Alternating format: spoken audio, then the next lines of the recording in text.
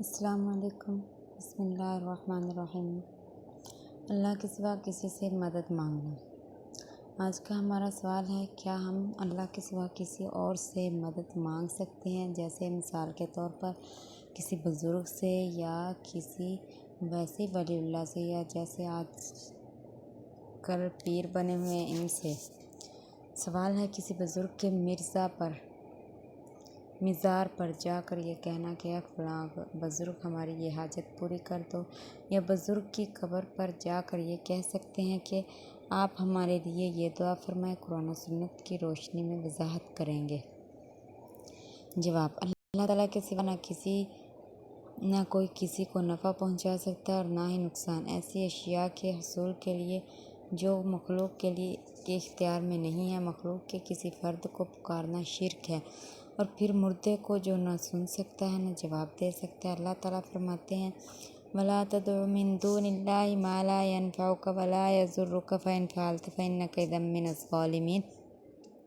اور اللہ کے سوا کسی کو مت پکارو جو نہ تجھے نفع دے سکتا ہے اور نہ نقصان، اگر تو نے یہ کام کیا تو ظالموں میں شمار ہوگا۔ اس آیت میں اللہ تعالیٰ نے منع فرما دیا ہے کہ کوئی غیر اللہ کو اپنی حاجت روائی یا مشکل کشائی کے لیے پکارے، اور اللہ تعالیٰ نے یہ بھی بتایا ہے کہ اللہ کے سوا نہ کوئی کسی کو نفع پہنچا سکتا ہے نہ نقصان۔ اللہ تعالیٰ فرماتے ہیں وَإِن يَمْسَسْكَ اللَّهُ بِضُرٍّ فَلَا كَاشِفَ لَهُ إِلَّا هُوَ۔ اگر اللہ تعالیٰ تجھ کو کسی مصیبت میں مبتلا کر دے تو اس مصیبت کو دور کرنے کے والا اللہ کے سوا کوئی نہیں۔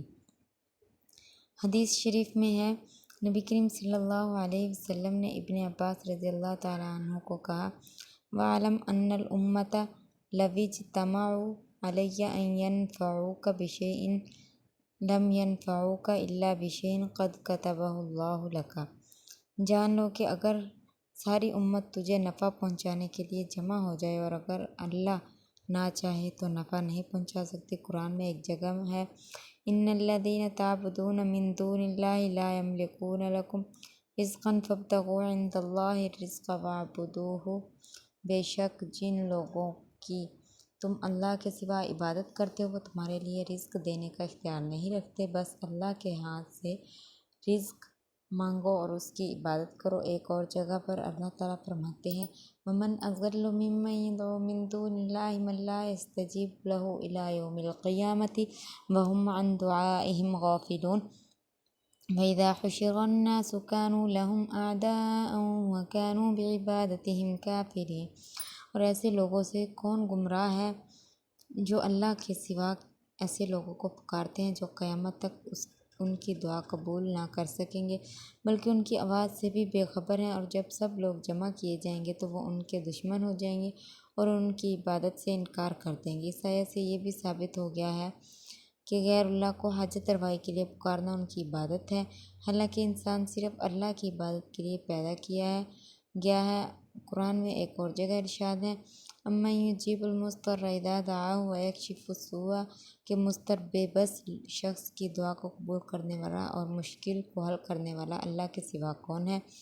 یہ چند دلیلیں ہیں، ورنہ اس کے بیان کے لیے قرآن و سنت میں کئی ایک نصوص موجود ہیں جن کو پڑھ کر کوئی بھی شعور اور صاحب عقل اللہ کے سوا کسی کو حاجت روا اور مشکل کشا نہیں مان سکتا۔ یہ تو ایسی کھلی حقیقت ہے کہ مشرکین مکہ بھی اس کا اعتراف کیے بغیر نہ رہ سکے۔ قرآن مجید میں کئی مقامات پر اللہ تعالیٰ نے ان کے اس اعتراف کا ذکر کیا۔ اگر کسی بزرگ کی قبر پر جا کر حاجت روائی کے لیے پکارنا درست ہوتا تو اللہ کے رسول سے بڑا بزرگ دنیا میں کون ہو سکتا ہے۔